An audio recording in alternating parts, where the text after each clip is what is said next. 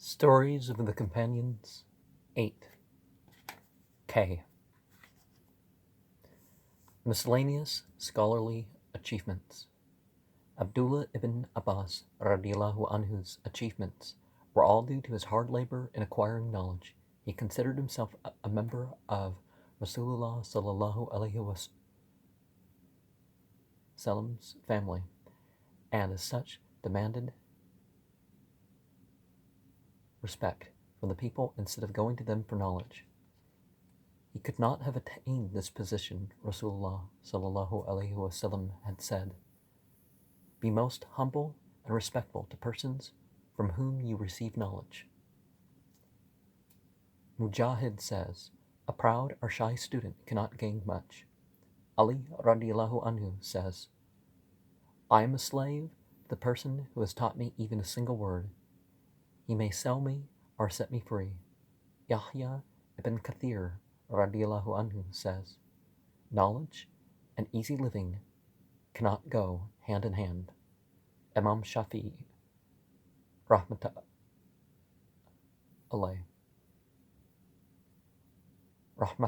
alayh says, "A student who learns half-heartedly and ungratefully can never succeed.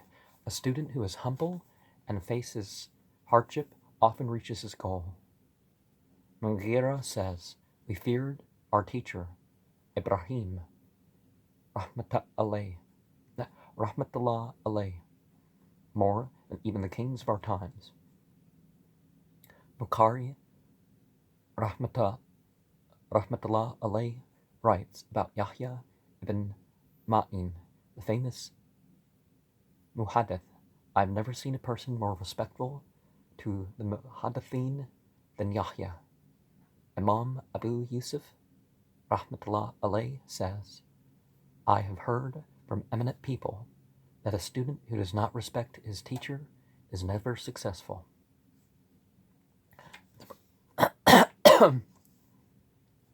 The previous story shows that Abdullah ibn Abbas radiallahu anhu was very humble and respectful to those from whom he learnt Islam. It also shows his devotion to knowledge. He did not mind any amount of labor or inconvenience in going to persons who had some knowledge of hadith. In fact, nothing can be achieved without inconvenience. As the Arabic proverb goes, "Ma ghalabal ula sahiral layali."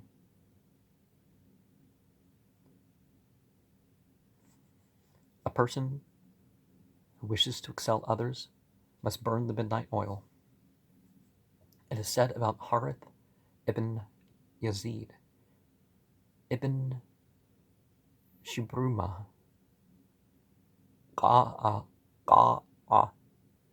and Mughira radiallahu anhum that they talked about religious matters among themselves after Isha, but not disperse before Adhan for Fajr. Layth ibn Sa'ad rahmatullah alayh says that Imam Zuhri sat after Isha with wudu and continued his discussion on hadith till it was Fajr. Now the sunnah of the Prophet is to sleep some in the middle of the night, even during Ramadan. That's why the one mentioned was an exception. He couldn't sleep that night. Al-Darwardi says, "I saw Imam Abu Hanifa and Imam Malik in Al-Masjid Al-Nabawi after Isha, discussing some religious point." If I haven't said, Isha is between dusk and dawn, which, by the way, is when the horizontal twilight disappears, horizontal twilight appears, so between those 2 points.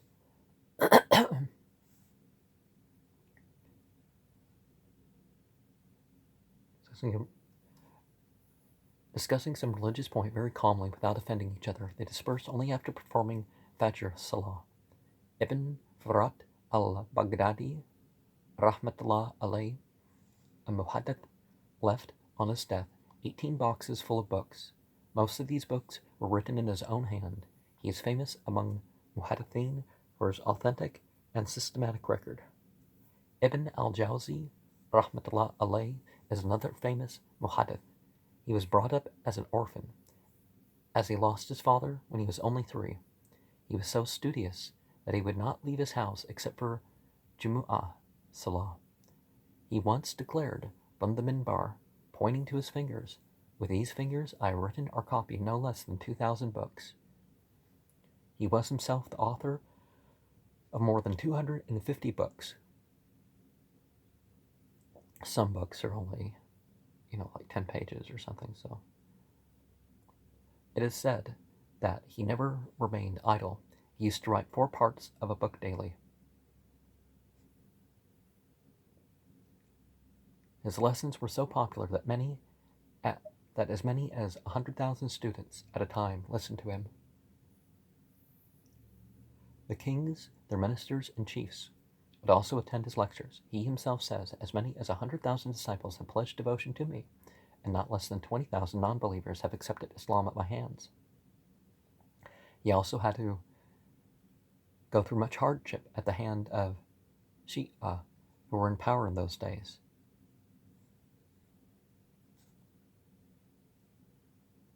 While mending his reed pen, he preserved the chips, and at the time of his death asked that those chips be used for warming the water for washing his dead body. It is said that the preserved stock was only enough for warming the water, but a part was still left unused. Yahya ibn Ma'in is a famous sheikh of ahadith. He says, "I have written 1,000,000 ahadith with my own hand." Ibn Jarir al-Tabari is a historian of great fame. He is an authority on the history of the Sahaba and Tabi'in. For 40 years, he wrote 80 pages daily. After his death, his output in written work was calculated to come to 28 pages daily.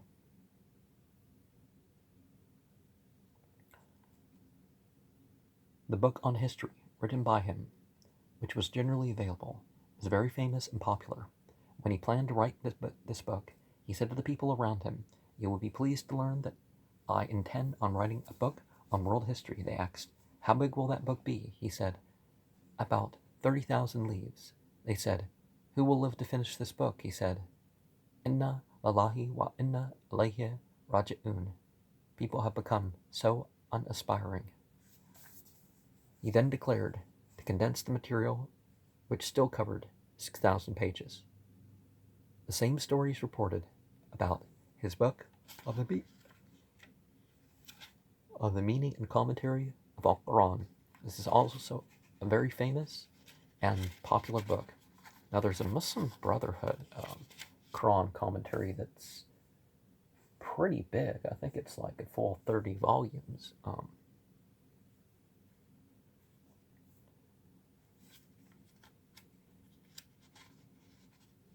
You got the Quran, you got the translation, you got a translation of the commentary. I don't think it, whether it's a bilingual commentary or not, it's a pretty big set. But I'd make my way through that one.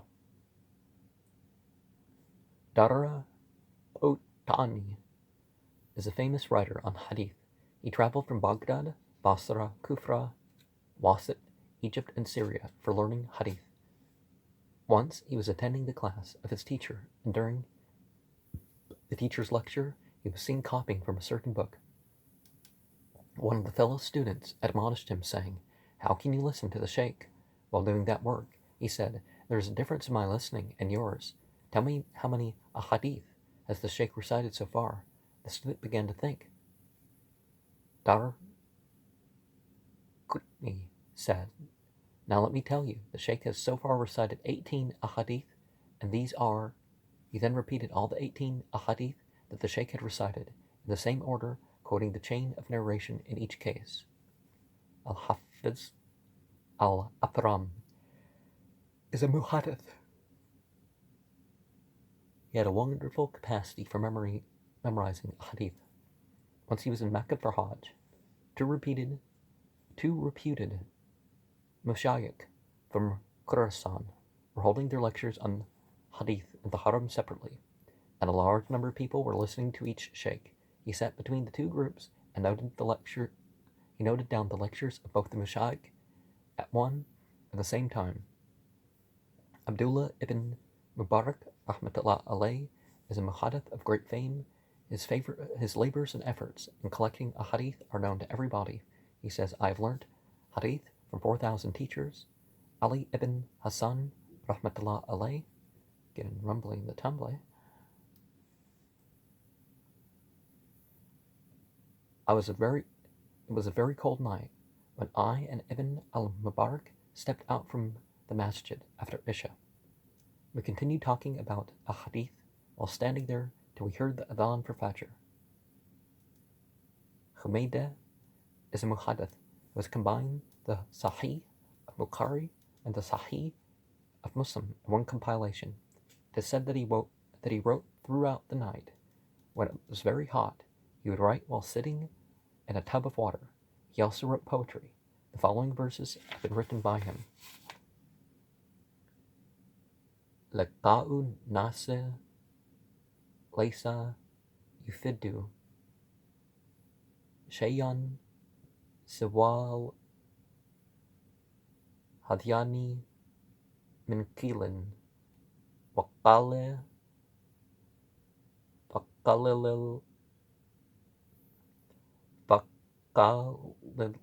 min liqa'in nasi illa li'aqdil ilme aw islahi halih. Mixing with people does not benefit beyond waste of time and gossip. Don't go to the people except for acquiring knowledge and piety. Now, you don't have all the vowel marks and a lot of stuff like this, so I don't. Well, some of what we share doesn't have any of the vowel marks, which is Imam Tabarani, rahmatullah alayh, is a reputed muhaddith, an author of numerous books. Somebody asked, how could you write so many books, Sheikh? He replied, I've been on my mat for 30 years. Abu al-Abbas al-Shirazi, rahmatullah alayh, says, I've learnt 300,000 ahadith from Tabarani. Imam Abu Hanifa, rahmatullah alayh, labored very hard in going deep into those ahadith which contradicted some others, al-Nasikh wal al-Mansukh. Kufa was the center of Islamic learning in those days. He had collected a hadith from all the muhaddithin of that place. Whenever a muhaddith from outside came to Kufa, he sent his students to him to ascertain if he knew any such hadith that was not known to him. The Imam had established a circle where scholars of hadith, fiqh, jurisprudence, and philology gathered together.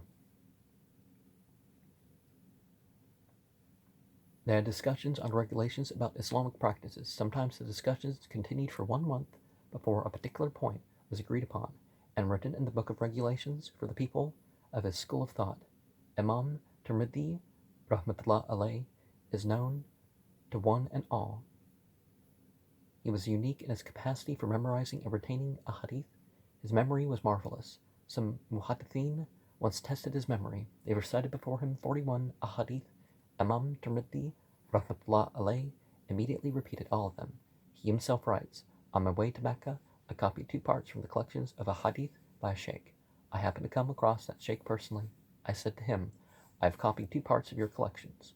I wish to compare those ahadith by listening to them directly from you. The sheikh agreed. While going to his place, I, by mistake, took a blank book instead of the notebook in which I had copied the ahadith. The sheikh started reciting the ahadith while I held the blank book in my hand, and he saw it. He was very angry with me. I explained to him how it had happened, and I said, Sheikh, your time is not wasted. I remember everything that you have said. He did not believe me and asked me to repeat all that he had recited. I repeated all the ahadith. I thought I had memorized them before I came to him. Oh, he thought I had memorized them before I came to him. He said, "You may recite some other ahadith." He recited 40 new ahadith. I repeated all of them without any error.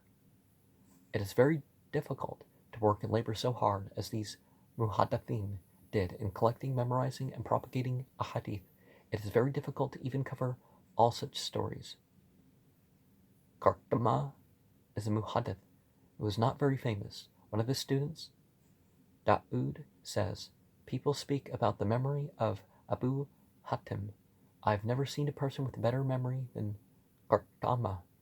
Once he said to me, 'Pick any of the books from my library. I shall recite it from memory.' I picked up Kitab al-Ashraba. He recited the whole book in the reverse order, reading from the end to the beginning of each chapter." Abu Zur'a says, Imam Ahmad ibn Hanbal, rahmatullah alayh, had memorized 1,000,000 ahadith by heart. I've collected 100,000 ahadith, and I know 30,000 of them by heart. Kafaf says, Ishaq once dictated to us 11,000 ahadith from his memory. He then repeated all of them in the same order with no error at all. Abu Sa'ad ibn Isbahani, rahmatullah alayh, when he was only 16, left for Baghdad to learn hadith from Abu Nasr, rahmatullah alayh. He heard about his death on the way. He cried bitterly like a child and would say, "How shall I know the chain of narrators of his ahadith?